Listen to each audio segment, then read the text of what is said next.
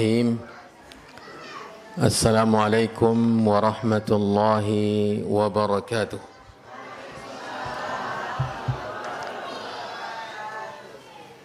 Alhamdulillahi rabbil alamin. Wassalatu wassalamu ala ashrafil anbiya'i wal mursalin, nabiyyina wa rasulina Muhammadin wa ala alihi wa ashabihi wa man tabi'ahum bi ihsanin ila yaumiddin. Amma ba'du, Bapak-bapak, ibu-ibu, kaum muslimin, kaum muslimat yang semoga dirahmati dan dimuliakan Allah, kita sangat bersyukur kepada Allah Subhanahu wa taala yang pada kesempatan ini kita dipertemukan kembali oleh Allah Subhanahu wa taala. Dahulu 1 tahun kurang lebih yang lalu, hari Ahad tanggal 13 Maret, kita berjumpa di sana, di depan musalla yang lama, di tempat terbuka di bawah tenda. Ayo, baru takana. Baru takana. Kita berjumpa di bawah tenda setelah gempa. Sebelum bulan puasa. Masya Allah. Dan kini pun kita sebelum bulan puasa. Tidak terasa. Ya. Allah Subhanahu wa taala kembali takdirkan kita untuk berkumpul bersama. Bapak-bapak, ibu-ibu, bila ditanyakan siapa yang paling berbahagia, mungkin saya tidak akan mau kalah. Saya sangat berbahagia. Saya sangat bersuka cita dengan berkumpul dengan bapak-bapak dan ibu-ibu semua. Memang ada pelajaran penting yang kita ambil, bahwa betapa terasa waktu cepat berlalu. Ya. Begitu cepat waktu berputar, sehingga kita malam hari ini mungkin tak terasa lama. Wassamarat, itu juga kekurangan hasil panen, hasil buah-buahan. Ya. Itu ujian dari Allah Subhanahu wa taala. Tetapi lihat Bapak Ibu, di ujung ayat ini Allah mengatakan wabasyiris sabirin, dan sampaikan kabar gembira kepada siapa? Orang yang sabar. Ternyata Allah menginginkan kita untuk bersabar di belakang cobaan dan ujian yang silih berganti tersebut. Apa ciri-ciri orang yang sabar? Alladzina idza asabathum musibah, yaitu orang-orang yang bila ditimpa oleh musibah mereka mengatakan inna lillah wa inna ilaihi raji'un. Sesungguhnya kita milik siapa? Milik Allah. Milik Allah kita ini kenapa? Karena yang mencipta kita Allah. Yang memberi semua yang kita punya Allah. Yang memberi kepada kita badan ini Allah. Memberikan kita mata melihat Allah. Memberikan kita telinga mendengar Allah. Dan semua yang kita punya milik Allah. Dan Allah pula yang memberikan kepada kita harta benda. Yang membuat, yang sekarang alhamdulillah, rumah-rumah yang dahulu kita melihatnya porak-poranda, runtuh, rusak parah, itu sudah mulai pulih. Nampak oleh kita sudah mulai pulih. Kawan-kawan tadi mengatakan ada yang diperbaiki saja. Ada yang direnovasi kembali, ada yang dibangun lagi. Banyak rumah-rumah yang baru dibangun. Nah, itulah pemberian Allah. Allah mengambil, Allah memberikan kembali. Rumah yang kita punya itu milik siapa? milik Allah.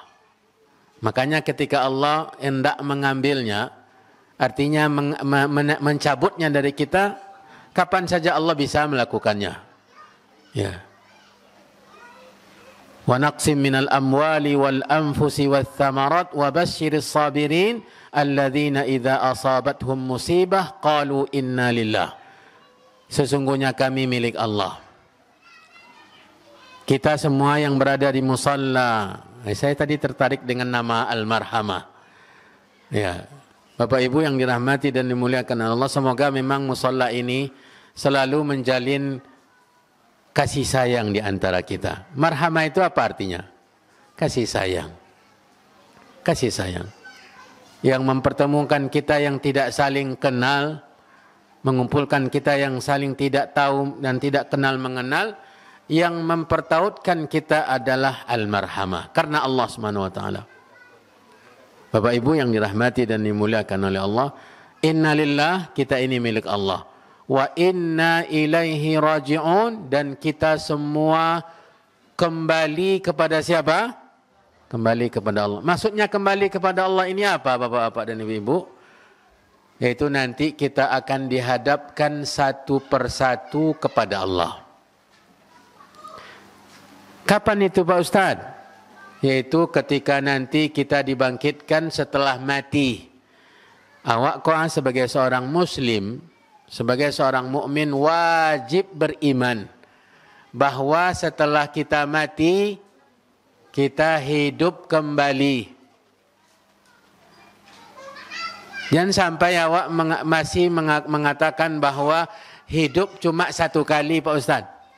Yaitu hidup di dunia. Setelah mati ada lagi kehidupan? Oh, tidak ada Ustaz. Tidak. Sebagai seorang muslim, kita wajib beriman bahwa setelah mati ada kehidupan lagi. Semua kita hidup lagi. Yang sekarang masih hidup di bumi ini, pasti mati, ya kan? Yang kita sekarang ini masih hidup di muka bumi ini, pasti mati. Allah berfirman, kullu nafsin Dha'iqatul maut. Setiap yang punya nyawa pasti mati. Tidak ada yang abadi. Andai saja Bapak Ibu ada manusia yang berhak untuk hidup abadi, maka yang berhak menerimanya Nabi sallallahu alaihi wasallam. Beliau justru ditawarkan oleh Allah untuk hidup sampai hari kiamat. Tetapi beliau tidak menerimanya. Dia ingin segera mati berjumpa dengan Allah Subhanahu wa taala sebagaimana tegaskan dalam hadis. Tetapi memang kalau Nabi saja mati dan tidak ada seorang nabi pun yang masih hidup di bumi ini, semua para nabi manusia yang paling saleh, yang paling mulia semuanya sudah mati. Tidak ada yang hidup. Ya. Kecuali dalam keyakinan kita sebagai seorang muslim sebagaimana ditegaskan oleh Allah Ta'ala di dalam Al-Quran, yaitu Nabi Isa alaihissalam. Nabi Isa diangkat oleh Allah ke atas langit. Dan menurut para ulama bahwa beliau diangkat dengan ruh dan jasad. Kita kesampingkan ini, tetapi kita tahu bahwa setiap yang hidup mati. Dan yang kita tambahkan, semua kita kaum muslimin wajib beriman bahwa setelah mati kita dihidupkan lagi oleh Allah. Karena Allah Maha Adil. Allah Maha Adil. Manusia-manusia yang hidupnya di dunia ini penuh dengan cobaan semenjak lahir, dan dia tetap beribadah kepada Allah, tetap menjaga salatnya, tetap menjaga akhlaknya, tetap menjaga jangan sampai menyakiti dan mendolimi orang lain. Maka tentu karena kemahaadilan Allah, Allah akan membalas orang ini. Akan dibalas dengan pembalasan yang sangat mulia. Dan orang-orang yang di dunianya ini penuh dengan kesenangan, dengan dosa dan maksiat, pelanggaran, kesombongan, tidak mungkin setelah mati dia tidak dapat apa-apa. Makanya karena kemahaadilan Allah, hidup setelah mati itu ada. untuk membalas siapa orang yang baik dan untuk membalas siapa orang yang jahat. Jadi ketika setelah kita dihidupkan kembali oleh Allah, disitulah kita berjumpa dengan Allah. Untuk apa kita berjumpa dengan Allah, Pak Ustadz? Untuk dihisab oleh Allah. Kita di dunia ini, Bapak Ibu yang dirahmati dan dimuliakan Allah, tidak sedikit, bahkan mungkin kita pernah juga terjerumus kepada sikap mutaffifin. Apa itu mutaffifin? Orang yang mutaffifin itu kalau menuntut haknya dia minta lebih. Kalau memberi hak orang lain dia kurang-kurangi. Itu apa dalam bahasa Al-Qur'annya? Mutaffifin. Pernah dengar surat Mutaffifin? Enggak dengar, bukan cuma dengar, Ustaz, hafal malah. Ya? Ada yang hafal surat Mutaffifin? Membuat kosodo kitab gua. Ada enggak yang hafal surat Mutaffifin? Ustaz pun mungkin masih lupa Ustaznya. Surat Mutaffifin ini surat yang menceritakan sikap tercela. Di dalamnya menceritakan sikap orang tercela. Kalau menuntut hak, dia minta lebih. Kalau memberikan hak orang, dia kurang-kurangi. Kalau timbang menimbang, kalau menimbang untuk uang, dikurang-kuranginya. Untuk menakar untuk orang lain, dikurang-kuranginya. Tapi kalau minta timbang, belanjonya minta boleh boreh, minta dilebihkan. Tetapi kalau untuk orang lain dia kurang-kurangi. Ini dalam bahasa Al-Quran mutaffifin. Allah tegaskan dengan tegas ya. Di dalam surat Mutaffifin ini.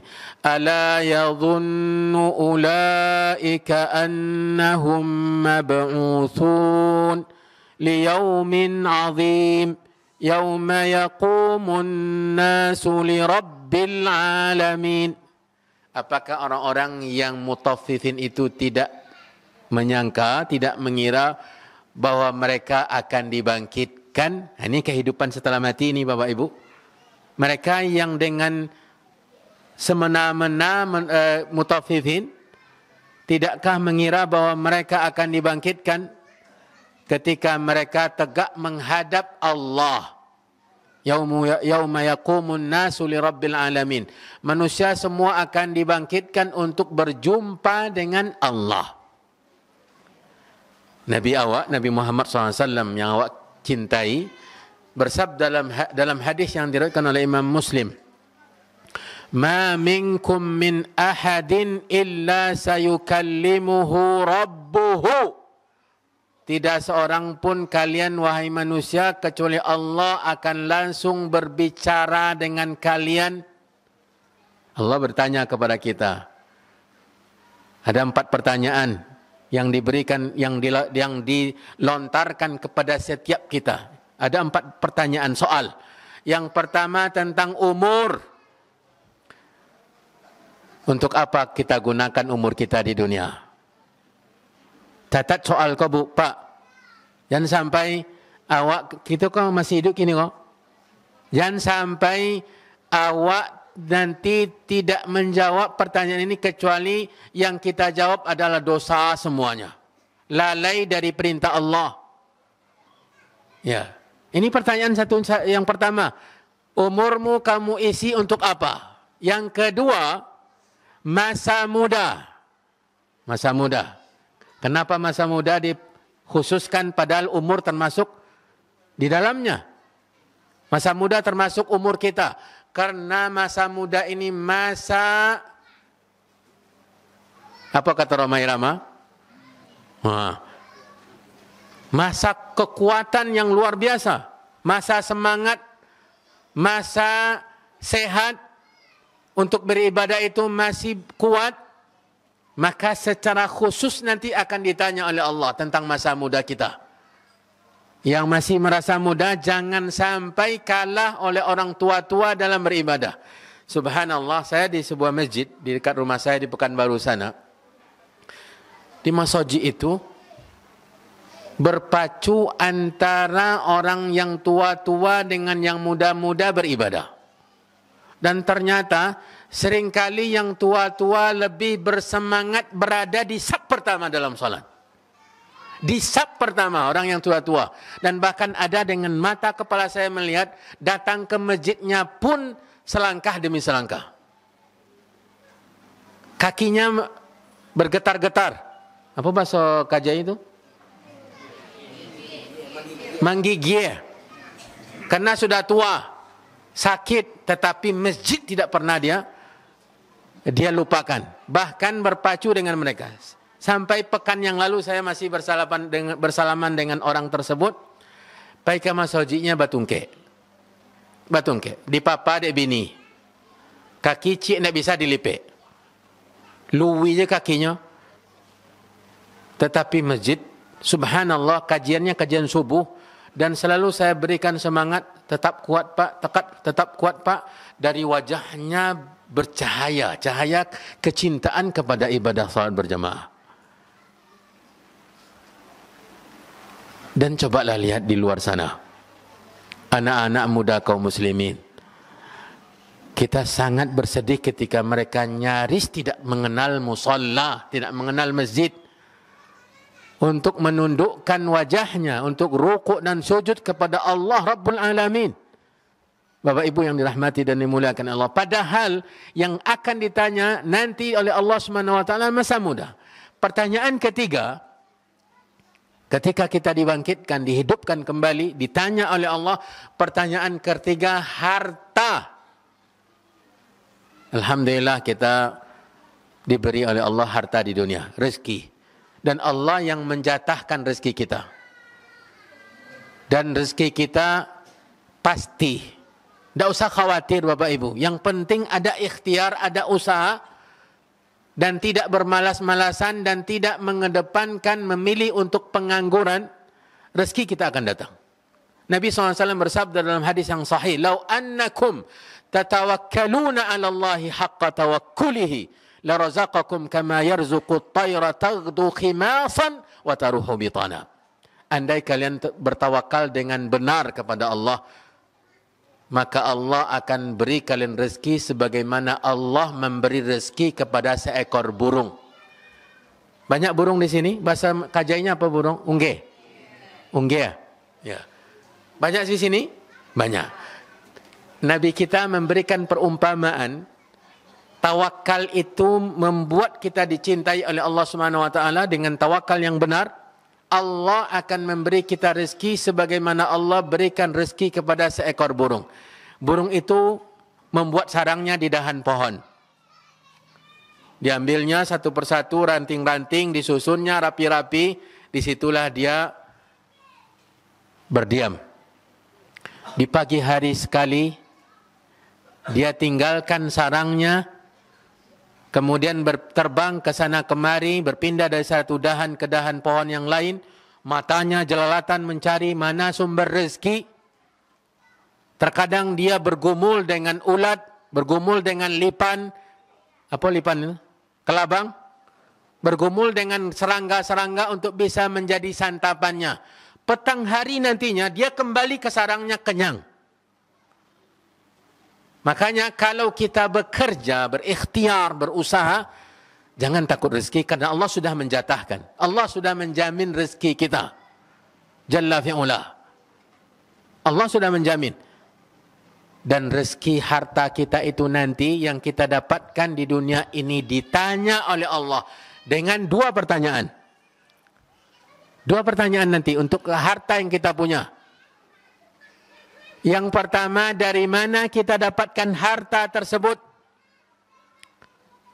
Sumbernya dari mana? Apakah dari mencilok? Maliang?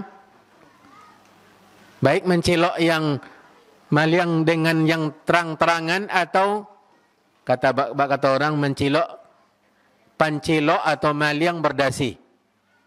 Ya, pakaiannya rapi tetapi dia maling. Atau masuk ke rumah orang, menggondol barang-barang orang di pagi hari. Atau mengambil motor orang, mencopet barang orang. Ya, itu kan harta yang didapatkan. Atau dengan curang, mencurangi. atau serobot menyerobot lahan orang, kebun orang, memanen kebun sawit orang lain dan mengambilnya. Ini semuanya harta yang didapatkan dengan cara yang tidak diridhoi oleh Allah Subhanahu wa taala. Akan ditanya. Dan yang kedua, pertanyaan tentang harta, untuk apa kita belanjakan? Jadi jangan sembarangan membelanjakan harta. Jangan sampai Allah marah kepada kita, Bapak Ibu yang dirahmati dan dimuliakan oleh Allah. Jangan mentang-mentang ini kan harta saya yang dapat. Saya yang berusaha mencarinya. Apa urusan kamu untuk mengingatkan saya berbelanja menggunakan harta untuk dosa? Untuk berdosa. Kan saya yang mencarinya. Tidak. Allah nanti akan menanyakan untuk apa harta kita gunakan selama hidup di dunia. Dan garis bawah ini Bapak Ibu, kita akan kedatangan bulan Ramadan, maka jangan sampai kita tidak dapat pahala dari harta. Siapkan harta kita dari sekarang. Mulailah kumpulkan sedikit-sedikit. Nanti bulan Ramadan kesempatan untuk mengambil, memetik pahala sebanyak-banyaknya dengan harta. Nanti akan kita sebutkan. Ya. Jadi Bapak Ibu yang dirahmati dan dimuliakan oleh Allah, walau setelah bencana gempa 1 tahun kurang lebih yang lalu, hati kita sudah mulai terasa tenang, nyaman, tetapi cobaan hidup pasti ada. Ini yang tadi membuat kita berbicara tentang ini. Cobaan hidup pasti ada. Baik menimpa beberapa orang atau kita sendiri. Kita yang merasa sakit, kita yang mendapatkan ujian dari segi harta dan seterusnya. Maka Allah mengingatkan kita untuk bersabar dan berserah diri kepada Allah Jalla wa'ala. Yang penting jangan lupa ibadah. Salat 5 waktu jangan sampai kita tinggalkan. Mari kita jaga salat 5 waktu kita Bapak Ibu. Jangan sampai nanti ketika salat kita dihitung ternyata dalam usia kita lebih dari 70 tahun atau 63 tahun usia Nabi, lebih dari itu, ternyata salat kita sakete. Kita pasti akan menyesal. Kalaulah salat kita tidak ada yang menyelamatkan kita, tidak bisa menyelamatkan kita, maka otomatis ibadah kita yang lain tentu lebih tidak menyelamatkan kita. Karena kata Nabi SAW, awwalu ma yuhasabu bihil abdu min amalihi salatuh. Yang pertama nanti dihisab dari amalan seorang hamba salat. Jika salatnya baik, maka yang lain pasti baik. Jika salatnya tidak baik, maka otomatis yang lain tidak baik. Jangan sampai salat 5 waktu kita lalaikan. Bapak Ibu yang dirahmati dan dimuliakan oleh Allah. Setelah itu, kita sedikit berbicara tentang bulan Ramadan.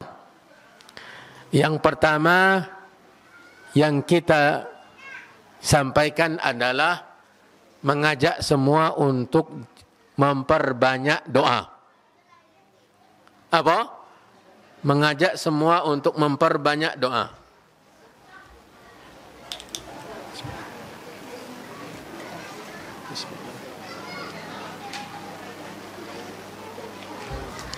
Doa apa tu Ustaz? Berdoa Bapak Ibu kepada Allah untuk mempertemukan kita dengan bulan Ramadan. Berdoa meminta di antara 2 azan, setelah azan dengan iqamah, antara azan dan iqamah, tengadahkan tangan mohon kepada Allah agar Allah SWT mempertemukan kita dengan bulan Ramadan. Sekarang tadi tanggal berapa Sya'ban? 11. Berarti kurang lebih 19 hari. 18 atau 19 hari lagi Ramadan akan datang menjumpai kita. Tetapi siapa yang memberi jaminan kita berjumpa? Ada yang bisa menjamin berjumpa Ramadan? Tidak ada. Umur kita di tangan Allah. Maka Bapak Ibu yang dirahmati dan dimuliakan Allah, berdoalah, perbanyaklah berdoa untuk meminta kepada Allah agar dipertemukan dengan bulan Ramadan. Karena bulan Ramadan itu adalah kemuliaan yang diberikan oleh Allah kepada kita. Yang kedua, Bapak Ibu yang dirahmati dan dimuliakan oleh Allah, saya ingin anak-anak atau siapapun juga menjawab pertanyaan saya. Bulan Ramadan itu, bulan Ramadan itu dari 12 bulan setahun, bulan keberapa? Tunjuk tangan. Letong tu. Muharram, Safar, Rabi Awal. 9? Tak salah tu. 9? Tak salah, Bu? Yakin, Oh, ya mantap jawabannya. Yakin itu. Iyalah. Dapat hadiah, Bu. Tapi hadiahnya buku dan perlu dibaca memang. Ya. Ini, Bu, bimbingan Islam. Silakan. Jadi bulan Ramadan bulan yang ke-9. Bulan yang ke-9 dari 12 bulan Hijriah dalam setahun. Kemudian pertanyaan kedua. Kok 2 hadiah? Ya, Pak, ya, Bu. Ramadan itu kalau dalam agama, dari hadis Nabi, kok agak boleh pertanyaan. Berapa atau bara paling kurang hari-harinya dan bara paling banyak? Ya. Kan ada yang jawab kan? Oh, ada, ya, tunjuk tangan lah. Tunjuk tangan lah. Pak? Antara, ya Bapak. Antara 29 hari dengan 30 hari. Tidak berkurang dari 29 dan juga tidak lebih dari 30. Ini yang menyatakannya adalah Nabi kita Muhammad SAW. Kata Nabi, nahnu ummatun ummiyah. Kita ini umat, maksudnya beliau, yang tidak bisa membaca, menulis dan menghitung. 1 bulan dalam hitungan kita, hakadha. Kalau ambo ambil isyarat kau 3 kali, berapa tu? Kalau ambo ambil isyarat 2 tangan kau 3 kali, berapa hitungan tu? 30. Kata Nabi, hakadha. Berapa ni? 29. Itulah jumlah hari dan tidak pernah Ramadan itu kurang dari 29 hari dan tidak pernah lebih dari 30 hari.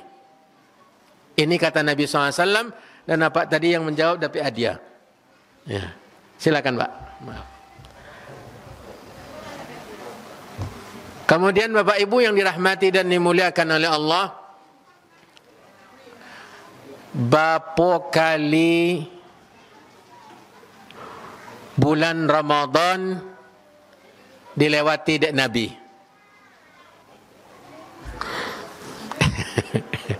Berapa kali? Umur Nabi berapa? 63. Ya, Nabi meninggal bulan Rabiul Awal. Ya, Rabiul Awal. Jadi bulan yang Nabi meninggal itu Ramadan tak dapat dia Nabi dah. Berarti sekitar 62 kali Ramadan dijumpai oleh Nabi selama hidupnya. Ya, selama hidupnya. Ini yang kemungkinan terjadi. Kemudian Bapak Ibu yang perlu kita ketahui, Allah Subhanahu wa taala menurunkan syariat puasa Ramadan ini pada tahun kedua Hijriah. Syariat ibadah puasa Ramadan pada tahun keberapa? Kedua Hijriah. Tahun kedua Hijriah turunlah perintah puasa Ramadan. Kemudian Nabi SAW pun berpuasa. Dari semenjak tahun kedua tersebut, beliau berpuasa bulan Ramadan sampai beliau meninggal dunia. Ya, kurang lebih Nabi SAW melalui Ramadan dengan berpuasa 9 atau 8 kali. Ya, 8 atau 9 kali Nabi SAW melalui Ramadan dengan ibadah puasa. Ya. Awak berapa kali? Dari semenjak ketek eleo puasa. Ya. Dari semenjak orang tua-tua dulu, apalagi yang lah tua-tua sekarang ini, sangat perhatian dengan puasa anaknya. Umur 4 tahun sudah dilatih puasa. Ya. Sekarang kini SMP-nya alun diajar anak orang tua ni yang puasa. Lah SMP. Ada yang tidak diajarkan oleh orang tuanya berpuasa. Ya. Kemudian Bapak Ibu yang dirahmati dan dimuliakan oleh Allah Subhanahu wa taala, Ramadan, bulan Ramadan dari 12 bulan yang ada dalam setahun Hijriah itu adalah bulan yang paling mulia. Bulan yang paling utama, yang paling afdal. Lebih dari 11 bulan yang lainnya, melebihi 11 bulan yang lainnya. Apa-apa saja yang menjadi titik kelebihan bulan Ramadan ini. Kita tidak akan berbicara banyak tentang ini. Ya. Di antara yang menjadi titik kelebihan Ramadan dari bulan yang lain adalah Allah Subhanahu wa taala mensyariatkan, mewajibkan puasa di bulan ini. Nah, satu ini yang kita ambil dari sekian banyak keutamaan bulan Ramadan, yaitu Allah Subhanahu wa taala memilih bulan Ramadan ini sebagai bulan yang Allah wajibkan apa? Puasa. Ini kemuliaan Ramadan. Allah pilih Ramadan sebagai bulan di mana Allah memfardukan berpuasa di dalamnya. Puasa Ramadan adalah salah satu dari rukun Islam. Antara rukun yang keempat atau yang kelima. Dalam hadis kedua-duanya ada. Rukun Islam yang keempat atau rukun Islam yang kelima, itulah puasa Ramadan. Dia rukun Islam berarti dia penting dalam agama. Karena dia rukun. Rukun itu apa artinya? Tiang. Pondasi. Itu rukun. Allah jadikan puasa Ramadan ini sebagai tiang agama Islam. Kalau ada atau masih ada seorang Muslim dan dia tidak salat dan bahkan juga tidak puasa Ramadan, kira-kira bangunan Islamnya akan berdiri dengan kokoh atau justru roboh, runtuh? Karena rukun yang sangat penting di antara rukun-rukun Islam dia tidak lakukan. Salat enggak, puasa Ramadan pun enggak. Bukan sekadar tidak berpuasa, perhatikan Bapak Ibu yang dirahmati dan dimuliakan oleh Allah, bukan sekadar tidak berpuasa. Tetapi mereka dengan tidak malu-malunya makan di siang hari Ramadan. Tidak malu-malunya di kedai membuka rumah makan, dibuka, makanlah orang-orang yang tidak berpuasa di siang hari Ramadan. Ini sudah dosa tidak berpuasa dan memfasilitasi orang untuk makan di bulan Ramadan, di siang hari Ramadan. Ini Bapak Ibu yang dirahmati dan dimuliakan oleh Allah. Sekarang kita ingin mengenali tentang keutamaan puasa itu sendiri. Kalau Allah jadikan Ramadan sebagai bulan untuk berpuasa dan dia wajib dilakukan oleh seorang Muslim yang balik, yang berakal, yang mukim, yang sehat, ya, yang selamat, yang memiliki kemampuan, kemudian yang tidak punya uzur-uzur, maka ibadah puasa Ramadan ini memiliki banyak kemuliaan.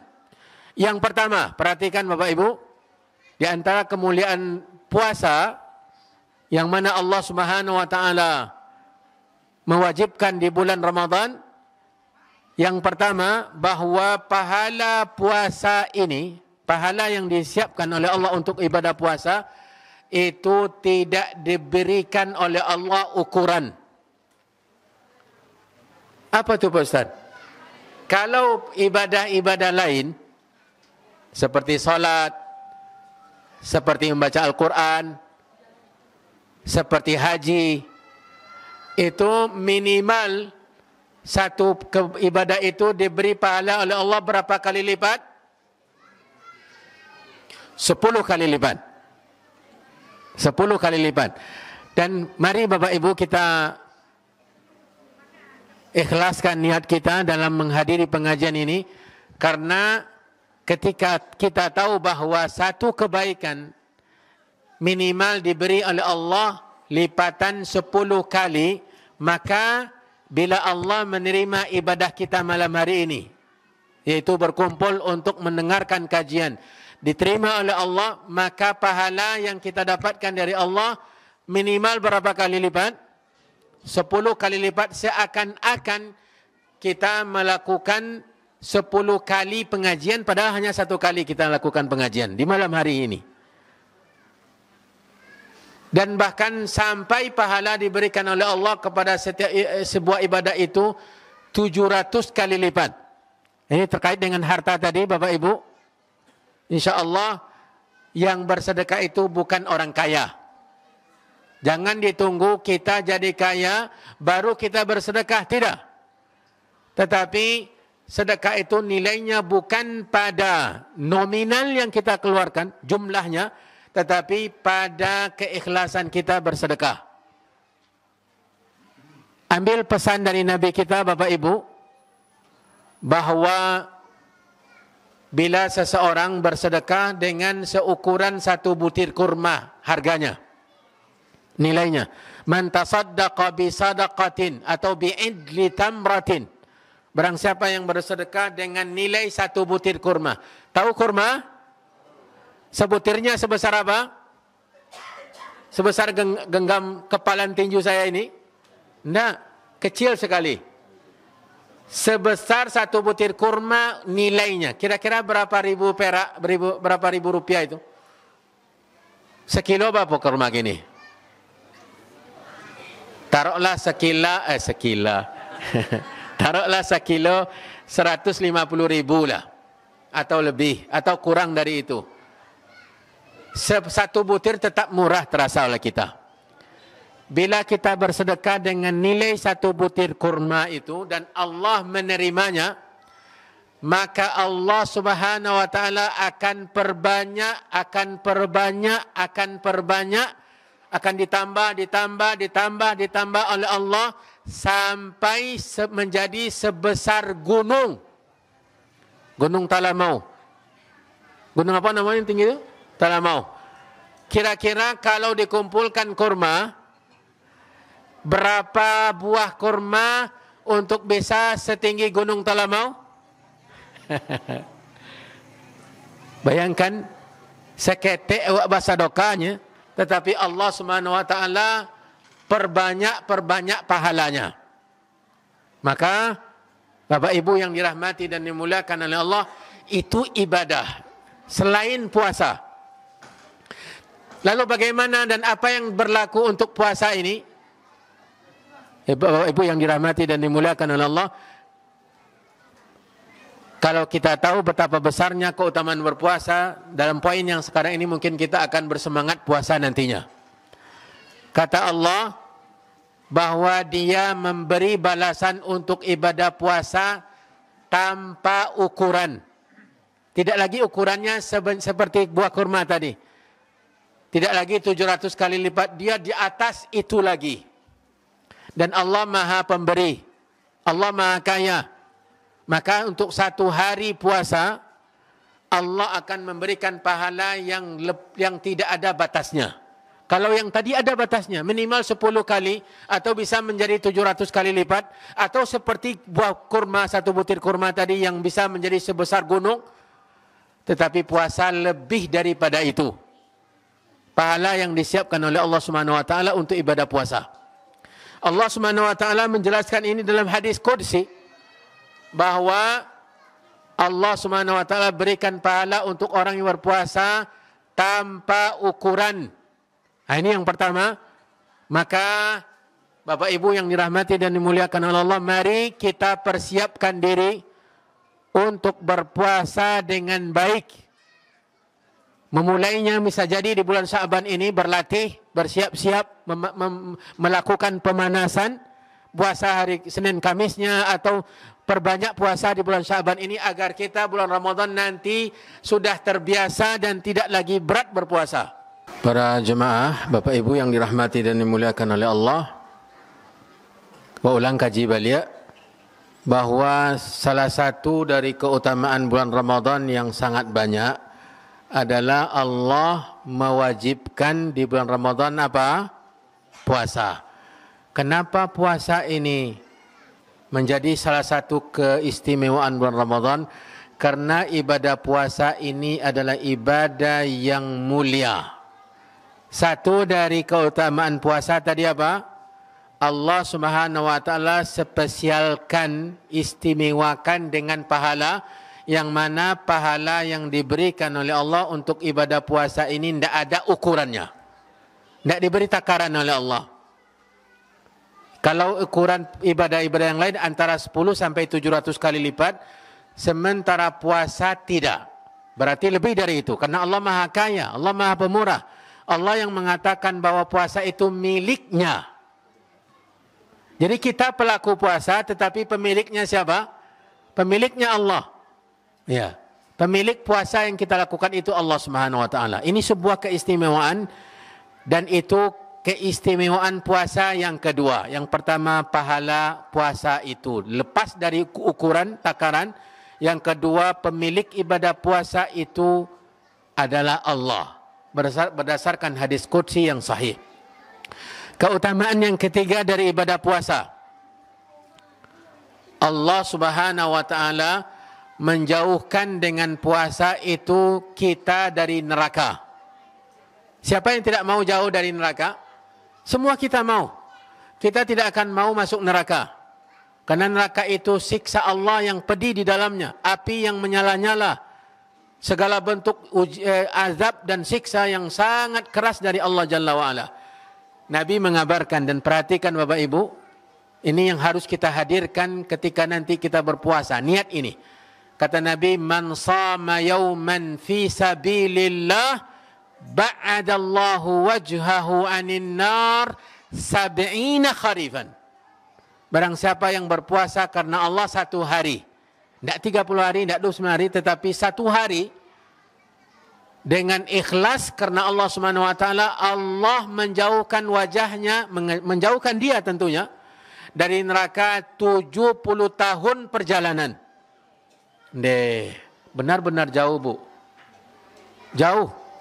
Hanya satu hari saja. Kalau 2 hari, kalau 10 hari, kalau 29 hari atau 30 hari dalam satu bulan Ramadan, berapa jauhnya kita dari neraka Allah? Maka mari kita persiapkan diri untuk berpuasa. Bila perlu di Sya'ban ini kita mulai berpuasa, agar kita nanti tidak terlalu merasa berat berpuasa di bulan Ramadan. Bapak Ibu yang dirahmati dan dimuliakan oleh Allah. Itu keutamaan yang keberapa? Ketiga. Pertama tadi, pahala yang tidak ada ukurannya. Lebih dari sekedar 10 sampai 700 kali lipat. Yang kedua, pemilik puasa itu siapa? Allah Jalla wa'ala. Allah Subhanahu wa ta'ala yang mencipta alam semesta, yang maha kaya. Ternyata puasa yang kita lakukan itu pemiliknya dia. Allah yang menyatakan demikian. Illa sawmu fa innahu li. Puasa itu miliknya saya, pemiliknya saya, kata Allah Subhanahu wa ta'ala. Yang ketiga, dengan berpuasa walau satu hari, bukan Ramadan ya, Ramadan 30 hari atau sebulan penuh wajibnya. Tetapi satu hari saja, dari 29 atau 30 hari puasa Ramadan kita lakukan, itu 70 tahun perjalanan kita dijauhkan oleh Allah dari api neraka. Kemudian keutamaan berikutnya dari puasa adalah Nabi mengabarkan orang yang berpuasa itu akan mendapatkan dua kegembiraan. Dia pun akan mendapatkan dua gembira. Yang pertama gembira ketika berbuka. Siapa yang tidak bergembira ketika berbuka puasa? Semua kita, dari yang kecil-kecil sampai yang tua-tua, bergembira dengan menanti datangnya waktu berbuka. Saat itu di dunia, orang yang berpuasa bergembira. Bayangkan yang tidak puasa. Kami dulu ketek-ketek saking, karena kenapa di antara penyebab kami bersemangat berpuasa, karena ketika berbuka kita diusir oleh orang tua. Yang tidak puasa jangan dekat ke sini. Iya. Keluar. Iya. Makanya Nabi mengatakan dua kegembiraan ketika berbuka puasa dan ketika nanti berjumpa dengan Allah. Bayangkan, ketika nanti berjumpa dengan Allah, orang yang berpuasa di dunia ini dengan benar, dia bergembira berjumpa dengan Allah dengan ibadah puasanya. Maukah kita menjadi orang yang berjumpa dengan Allah Ta'ala dengan gembira? Tentu. Maka jangan sampai kita melalaikan ibadah puasa ini, Bapak Ibu yang dirahmati dan dimuliakan oleh Allah. Yang kelima.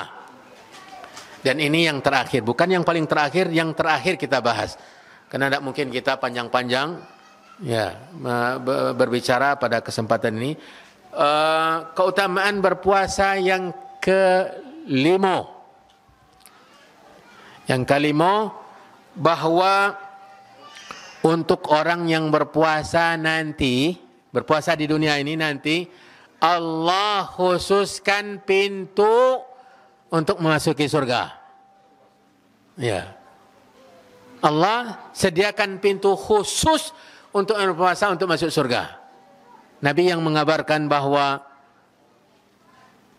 di antara pintu surga itu ada yang bernama Ar-Rayyan. Apa? Ar-Rayyan. Ar-Rayyan. Kalau tulisan Latinnya A, R2, O, Ya, Y dua lo, kemudian A dan N. Kira-kira seperti itulah tulisan bahasa awaknya. Kalau bahasa Arabnya alif lam ra ya bertasdid alif dan nun. Ar-Rayyan. Ya. Kenapa nama ini? Nama ini sebenarnya merupakan tanda bahwa yang memasukinya tidak akan haus-haus lagi. Dia akan minum di dalam surga sepuas-puasnya dengan segala jenis minuman. Di surat Al-Insan, Allah SWT sebutkan, dan banyak dalam Al-Quran Allah bercerita tentang minuman penduduk surga. Sampai di surat Al-Mutaffifin itu pun juga Allah sebutkan tentang minuman. Allah SWT mengatakan wa yutafu alaihim. Ya, bi'aniyatim min fiddah. Akan diputarkan, dikelilingi kepada penduduk surga itu cangkir-cangkir yang terbuat dari perak. Bahkan dalam ayat lain dari emas, cangkir. Apa itu cangkir? Galeh. Galeh penghuni surga itu dari emas dan perak. Nanti kita tidak perlu nuang-nuangkan, tidak perlu buat minuman. Kita sudah ada pelayan. Pelayan yang menyuguhkan, menuangkan, kita tinggal minum. Ya. Tinggal minum. Dan di surah Al-Mutaffifin Allah mengatakan khitamuhu misk.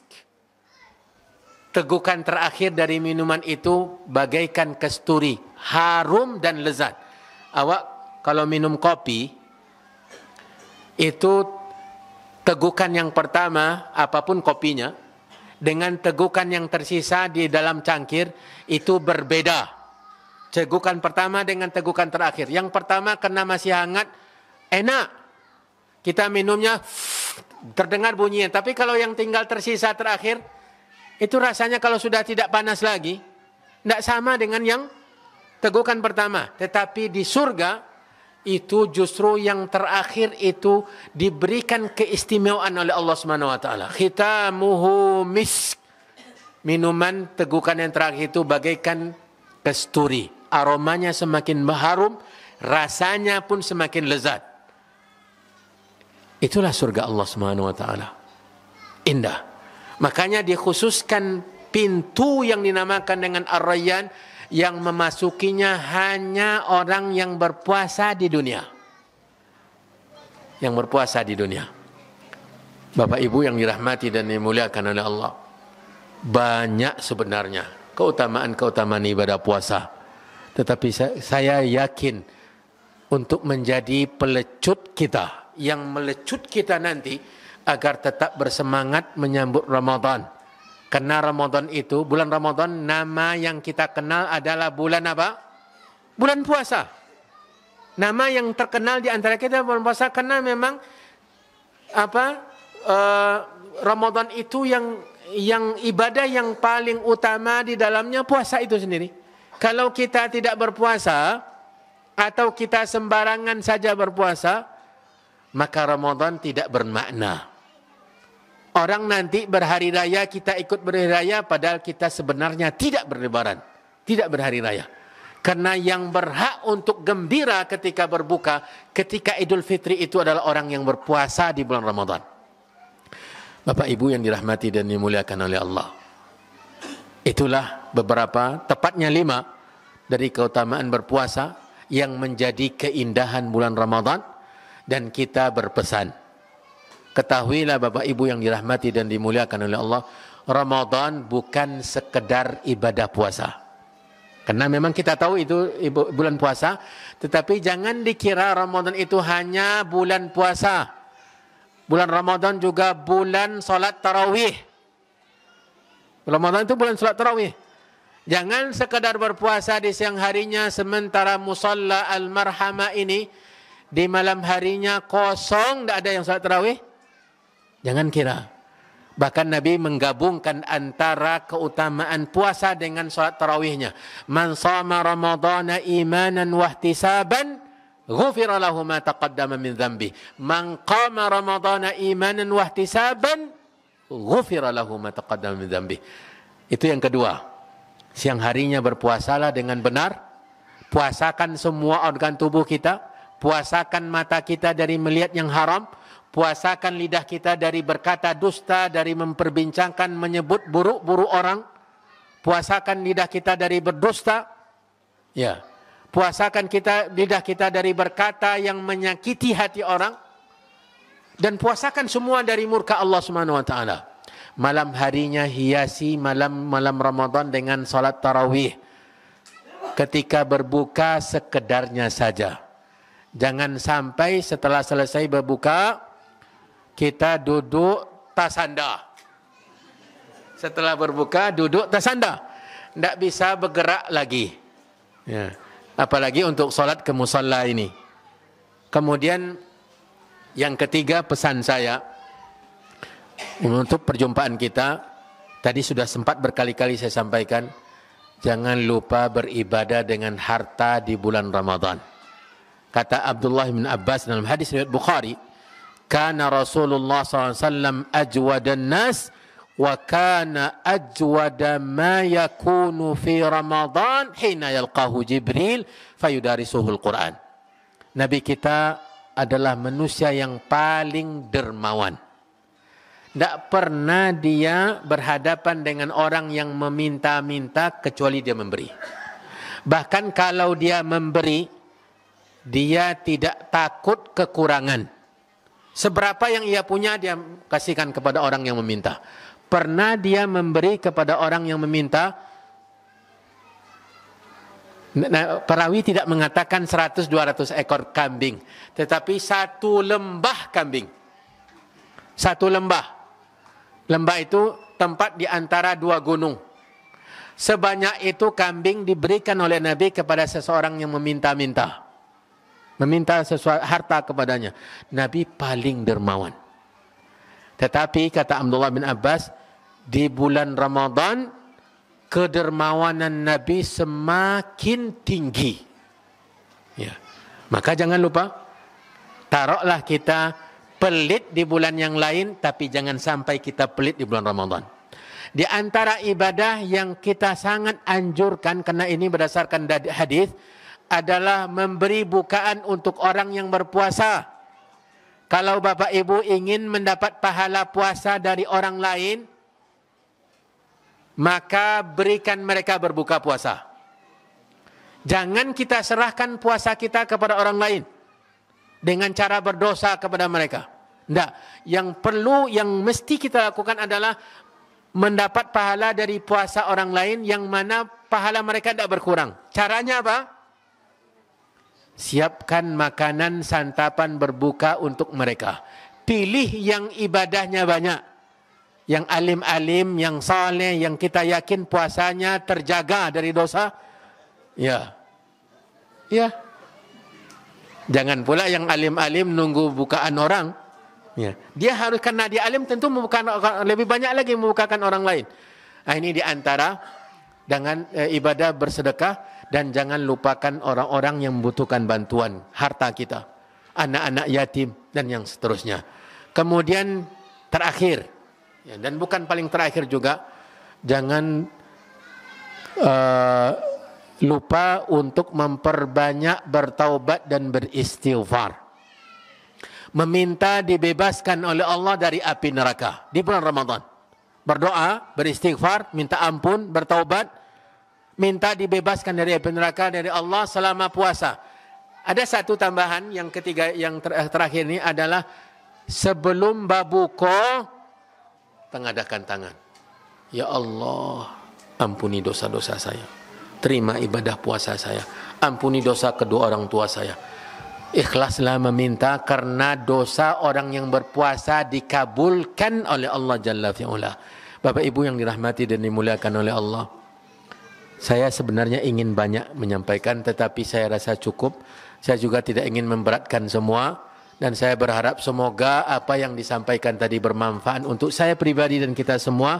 Dan lebih dan kurang saya mohon maaf. Dan saya dan kawan-kawan yang tadi diceritakan jumlahnya, mengucapkan semoga Allah SWT memberikan balasan pahala yang berlipat ganda kepada pengurus Musalla Al-Marhamah ini. Ya, perangkat-perangkat masyarakat dan desa, alim ulama, tokoh-tokoh masyarakat, dan semua yang memiliki andil terjadinya acara kita malam hari ini, dan untuk Bapak Ibu semua. Saya berdoa semoga Allah Subhanahu wa taala tidak mengharamkan Bapak Ibu semua dari perolehan pahala, dari ampunan dosa. Semoga Allah memberikan kita pahala yang berlipat ganda, mengampuni dosa-dosa kita, dan semoga Allah Subhanahu wa taala pertemukan kita semua dengan bulan Ramadan yang hampir tiba. Dan semoga Allah SWT mudahkan kita untuk melakukan apapun ibadah nantinya. Wallahu ta'ala alam wa sallallahu wa sallam wa baraka wa an'am ala nabiyyina wa rasulina Muhammad wa ala alihi wa ashabihi wa man tabi'ahum bi ihsanin ila yaumiddin. Wassalamu alaikum warahmatullahi wabarakatuh.